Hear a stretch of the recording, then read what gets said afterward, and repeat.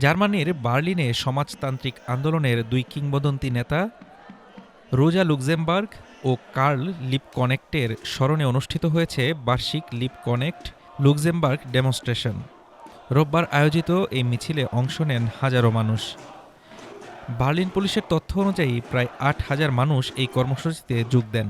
মিছিলটি শুরু হয় ফ্রাঙ্কফুর্টার টোর আন্ডারগ্রাউন্ড স্টেশন থেকে এবং শেষ হয় ফ্রিডরিশসফেল্ড সেন্ট্রাল কবরস্থানে অবস্থিত সোশ্যালিস্ট স্মৃতিসৌধে।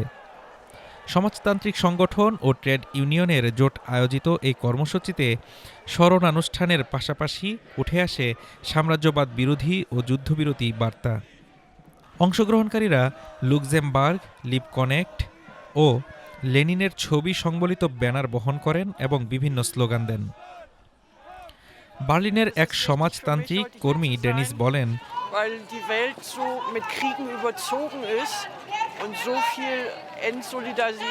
রোজা লুক্সেমবার্গ ও কার্ল লিপকনেক্ট যুদ্ধের বিরুদ্ধে ছিলেন এবং স্থায়ী শান্তির স্বপ্ন দেখতেন।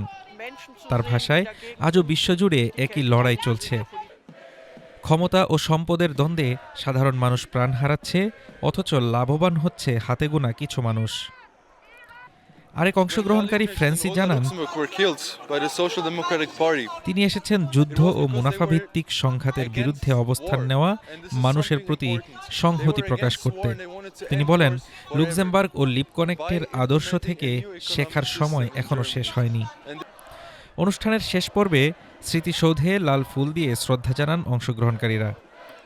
১৯১৯ সালের ১৫ জানুয়ারি বার্লিনে জার্মান ফ্রাইকোর্পস বাহিনীর সদস্যদের হাতে নিহত হন এই দুই সমাজতান্ত্রিক নেতা।